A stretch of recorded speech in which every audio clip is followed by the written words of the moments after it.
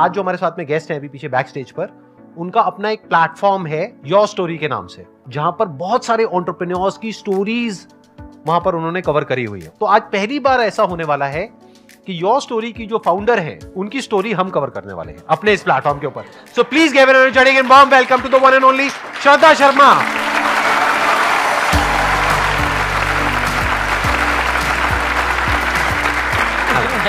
Please आइए। बहुत nervous हूँ संदीप, बहुत डर लग रहा है, मगर अच्छे हाथों में हूँ। एंड ऑडियंस को देख के थोड़ा अब तसल्ली हो रही है। सब स्माइल कर रहे हैं, स्माइल करते रहना।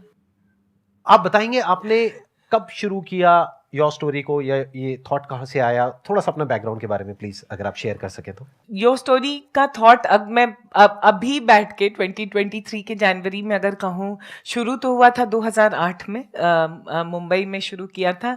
मगर अगर मुझे स्टोरी अभी बतानी है तो मैं बिहार से हूँ। तो जब हम बिहार में ग्रो करते हैं और बढ़ते बढ़ते हैं, और ये मैंने कहा है बहुत बार, तो हम ये नहीं कहते हैं कि मेरा नाम श्रद्धा है, हम कहते हैं हमारा नाम श्रद्धा है, और हम आ रहे हैं और हम जा रहे हैं। और यही ऐसे करके मैं ग्रो की। और जब दिल्ली में आई सेंट स्टीफेंस कॉलेज में, तो सब मुझसे कहते थे कि श्रद्धा फिर से बताओ तुम कहाँ से हो।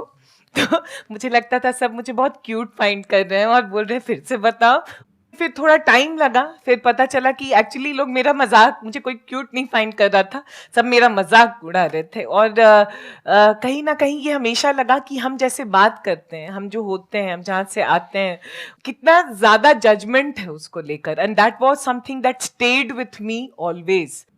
जो क्वेश्चन, मेरे सवाल जो मेरे हमेशा जो मेरे दिमाग में रहता था कि हम क्यों जज करते हैं किसी को, कि वो जहाँ से आते हैं, हमारी कैपेबिलिटी और हम जो हर दिन अचीव करते हैं, that is a story and it defines a story. और जब मैंने योर स्टोरी मीडिया में गई तो वहाँ पे भी वो दिखा, क्योंकि मीडिया में it is all about I, me, my self, and जो सक्सेसफुल है, बड़ा है, उसकी स्टोरीज। तो 2008 में मुझे लगा जो हमारे जैसे लोग हैं जिनके माँ बाप शायद उतने रिच नहीं हैं, सक्सेसफुल नहीं हैं, और जो सेल्फ मेड हैं, और इसीलिए 2008 में मैंने कहा हर इंसान जो खुद के बलबूते पे कुछ करना चाह रहा है, जिसके पास बैकग्राउंड नहीं है, पैसा नहीं है, उन सब की कहानी, उनकी जुबानी सुनाएंगे। और तब यो स्टोरी शुरू हुआ, और आज 1.5 लाख स्टोरी हमने किया है पिछले 14 सालों में।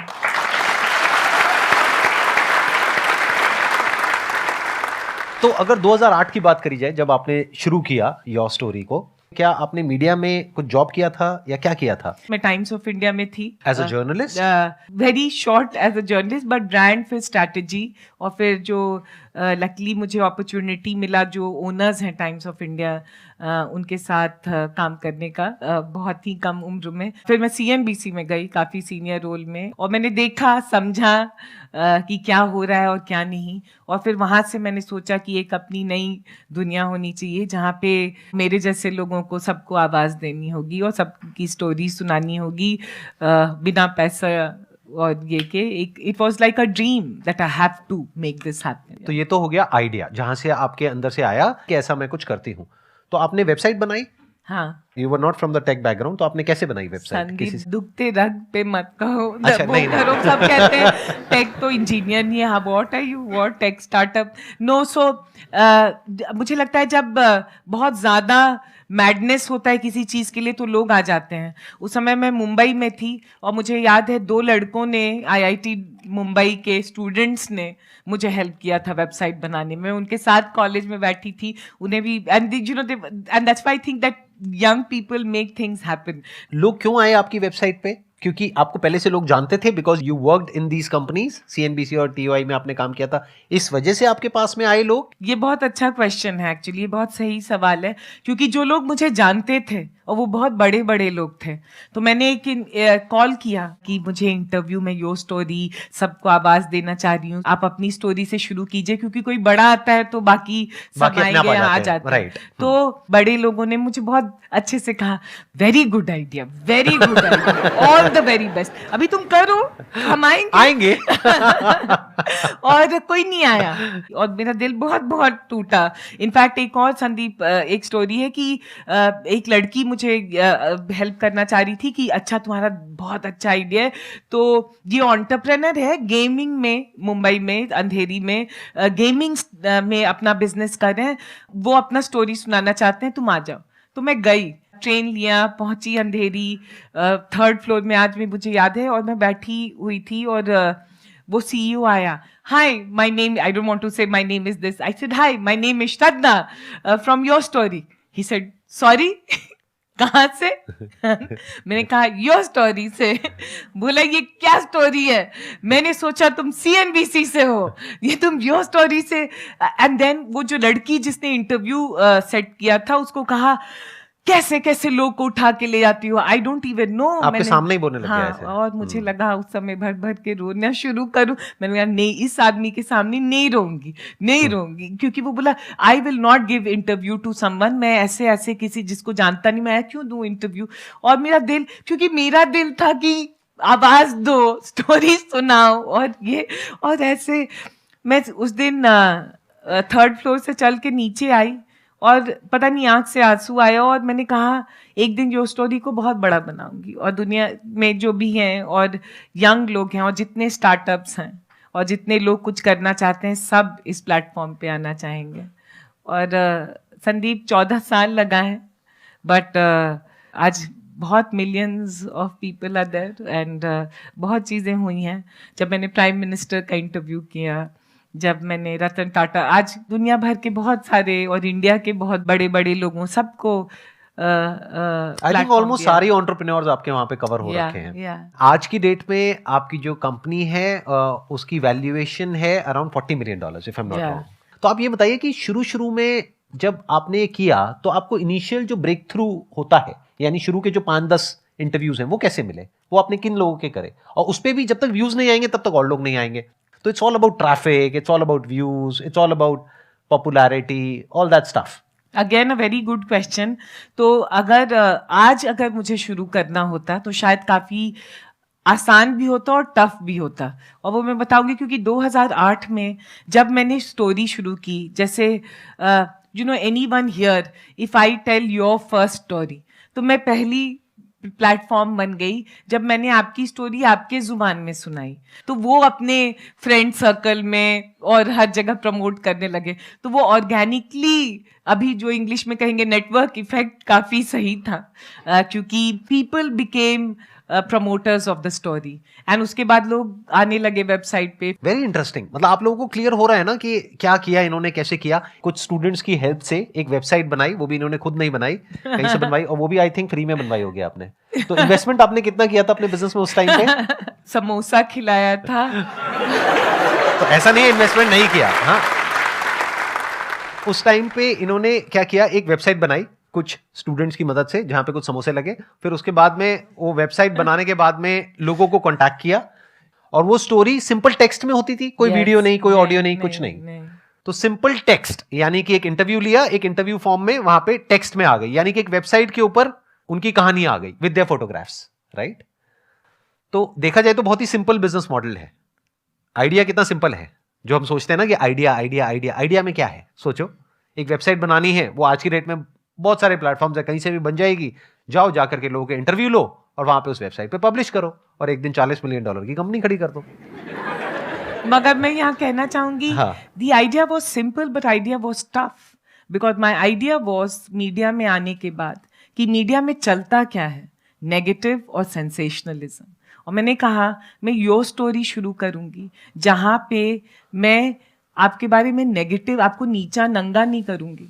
आई will celebrate you for who you are.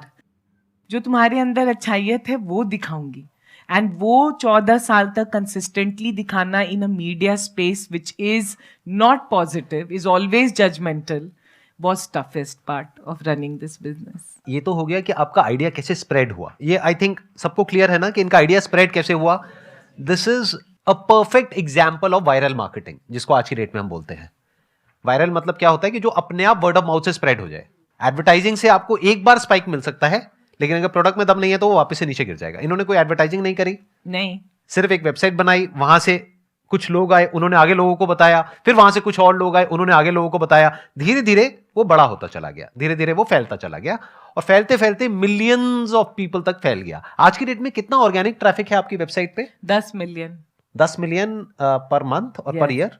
Per month. Per month 10 million मतलब 1 करोड़ लोग यहां पर आते हैं इनकी वेबसाइट पे हर महीने, विच is not a small number, which is a good number. 5 million subscribers हैं। उन्होंने न्यूज़लेटर के लिए सब्सक्राइब किया हुआ है, Newsletters, 5 मिलियन सब्सक्राइबर्स हैं और 10 मिलियन यूजर्स हैं। तो अब समझते हैं कि इसको आपने मोनेटाइज कैसे किया। ये तो हो गया शुरू में जहां से आपका प्रोडक्ट वायरल हुआ। अब दूसरा चैलेंज आ जाता है मोनेटाइजेशन, यानी कि यहां से पैसा कैसे कमाया। संदीप, पहली बात मुझे थैंक कहना है, पहली बार ये सब क्वेश्चन कोई मुझे पूछ रहा है। यूजुअली आप पूछते हो।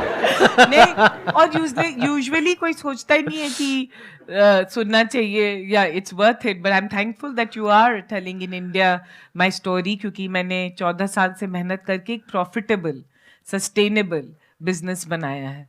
तो कैसे पैसा शुरू किया, तो आइडिया तो बहुत रोमांटिकली कि सबकी कहानी सुनानी है दिल से, दिमाग यूज ही नहीं किया।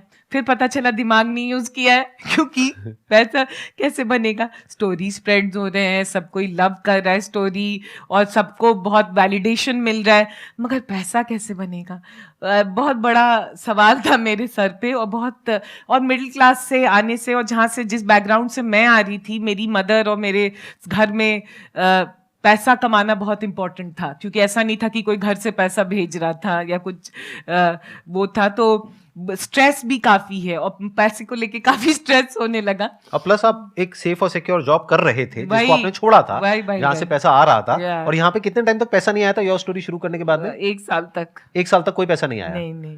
तो 1 साल तक आपने कैसे सर्वाइव किया अपनी सेविंग्स के बेस पे? पागल हो गई थी मैं। क्योंकि पैसा बहुत ही इंपॉर्टेंट चीज था मेरी जिंदगी में, एंड सेविंग था और ट्रेन से चलती थी। जैसे आज अच्छे दुपट्टे पहने, उस समय शॉपिंग कुछ भी नहीं किया। एकदम इकोनॉमस जिंदगी उस समय जिया मैंने। But I want to call this out, coming from the background I did, and it's very important. जब आप पैसे से नहीं आते हैं तो आपको सबसे ज्यादा थैंकफुल होना चाहिए, क्योंकि आपके अंदर एक आग लगा होता है कि पैसा कमाना है। Right, it is very good, I am very thankful कि मेरे घर से कोई 1 रुपया नहीं भेजा न था। तो मेरे अंदर बोध हमेशा था कि कुछ भी बिजनेस करूं तो पैसा खुद, it should be self sustainable and it should be able to make money. किसी एंटरप्रेन्योर ने, जिसकी स्टोरी की थी मैंने, श्रीला जाइडुपल, मुझे आज भी उसका नाम याद है, वो कहा how are you making money. मैंने कहा नहीं, स्टोरी सुना रही। तो बोलता नहीं इतना अच्छा कर रहे हैं, मैं पैसा आपको नहीं दे सकता, क्योंकि अब मैंने कहा मुझे आपसे लेना भी नहीं है पैसा। बट बोला उसने कि मैं आपको एक किसी इंसान से कनेक्ट करूंगा जिससे, आई स्टिल रिमेंबर उस आदमी का नाम, बख्शीश दत्ता। सन स्टार्टअप एसेंशियल्स प्रोग्राम होता था, सन माइक्रो सिस्टम में कंपनी थी, अब वो ओरेकल ने खरीद ली है।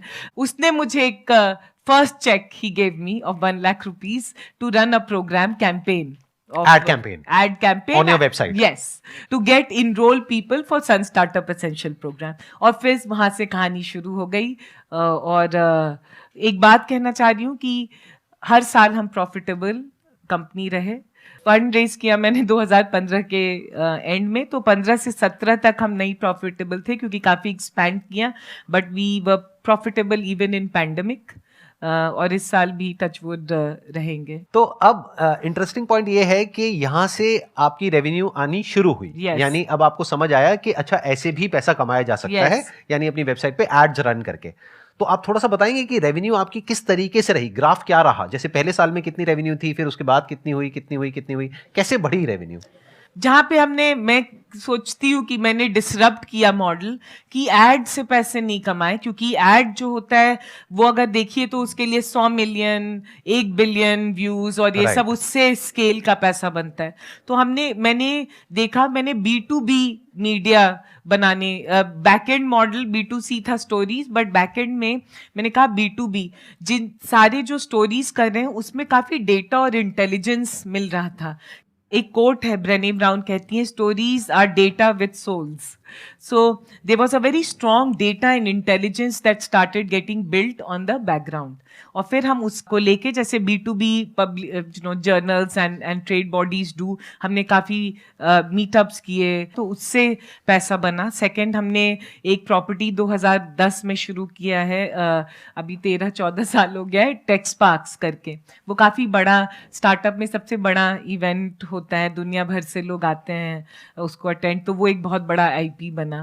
थर्ड, हम रिसर्च रिपोर्ट्स काफ़ी निकालते हैं और ये सब करते हैं. चौथा, मैंने कहा न्यूज़लेटर सब्सक्राइबर्स, क्योंकि ये टॉप एंटरप्रेन्योर CEOs ये सब तो हैं. मेलर्स भेजने के आप हाँ, पैसे लेते होंगे, ये राइट? वो भी हाँ, है. वो होता होगा. अभी वीडियो कैंपेन्स काफ़ी करते हैं तो उसके लिए आते हैं अगेन कॉर्पोरेट्स. प्रॉपर्टीज बनाए जैसे मनी मैटर्स, ये सब करके सीरीज हम चलाते हैं. तो अब ये सब बहुत सारे once you have the trust, goodwill, brand, data and insight, तो पैसा बन जाता है. Excellent ji.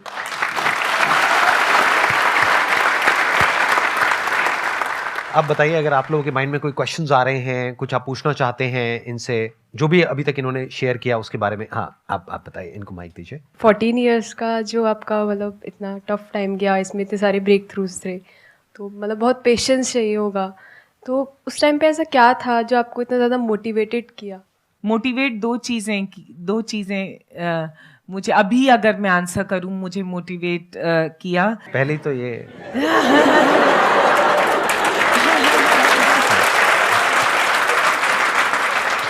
No, but I have to call Sandeep, and of course all of you know that to me he's an incredible story in itself, and we are also very, very proud. And I also think the consistency and the generosity with which he has conducted himself, and that's very obvious, and that's why I think he has that kind of love which he gets. Thank you so much, but I was just kidding. No, मजाक कर रहा no, था. but it's also why are we hesitant to not acknowledge good things in our country when we see, and he's one of the good things about our country. The two things that helped me was मेरे अंदर डर बहुत था failure का. तो एक बार शुरू कर दिया तो मेरी माँ बहुत रोई थी पटना में. मैंने जब कॉल किया था मेरी मदर को कि मैं छोड़ रही हूँ TV चैनल और ये, तो वो रोने लगी. एंड आई वॉज थिंकिंग कैसी पागल है कि एंटरप्रेन्योर बन रही हूँ, ये रो रही है. तो कह रही थी बर्बाद हो गई हो तुम, हमेशा से कुछ नहीं सुनती हो, अभी इतना अच्छा जॉब था छोड़ दिया. तो वो रोने लगी. एंड मेरे अंदर एक वो डर था कि I should not disappoint my mother. And the second thing was somewhere I was very mad about कि मुझे नेगेटिविटी में मैंने बहुत जिंदगी में देखा है और झेला है. I really believe positivity is a habit. Being positive is a everyday habit like brushing your teeth. Positivity requires effort. और मैं बीच में मैदान छोड़ के भागने वाली नहीं थी क्योंकि लोग कह रहे थे PR. I said आज this is not PR. This is being the ability to appreciate each other. तो वो भी एक जुनून था कि करना है, addiction. So that and I lost my mother in 2010. फिर एक वो भी था that she never got to see, and that's why I wanted to do. So बहुत सारी चीज़ें थी, दौड़ाते रहीं और एंटरप्रेन्योर्स थे, बहुत प्यार मिला है. I will be lying if I don't tell all of you that I got a lot of love from entrepreneurs. क्योंकि पहली बार किसी के साथ खड़े हो जाओ तो लोग भूलते नहीं हैं. या it's such an interesting story. Thank you.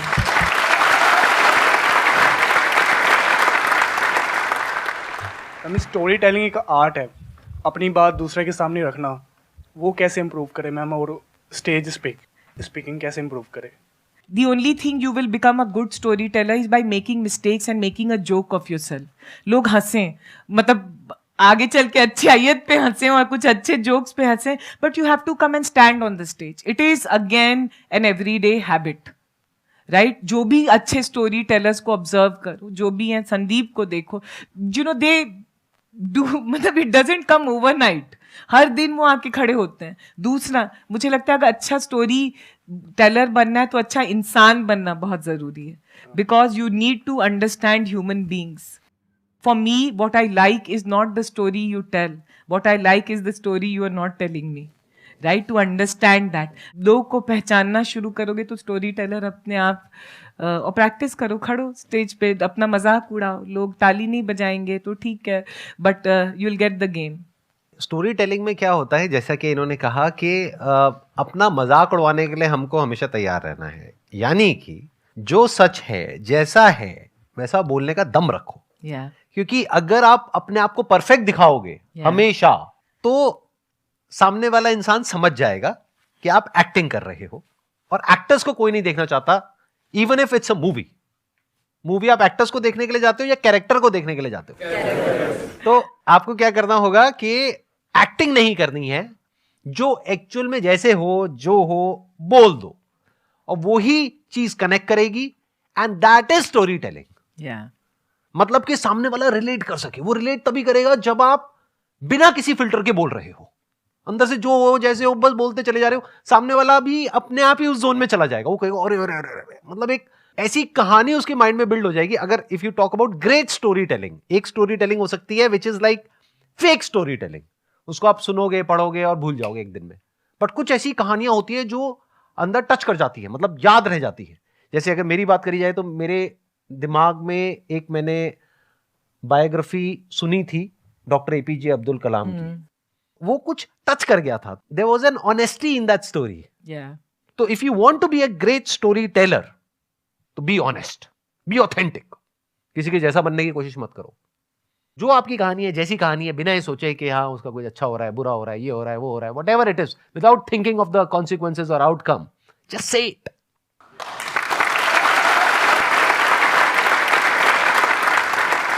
Thank you so much Shraddha ji यहाँ पर आने के लिए, and it was pleasure meeting you, pleasure talking to you, और मेरा एक्सपीरियंस बहुत अच्छा लगा। आई एम श्योर आप लोगों को भी बहुत कुछ सीखने को मिला होगा इनके एक्सपीरियंस से। Let's give big round of applause for her.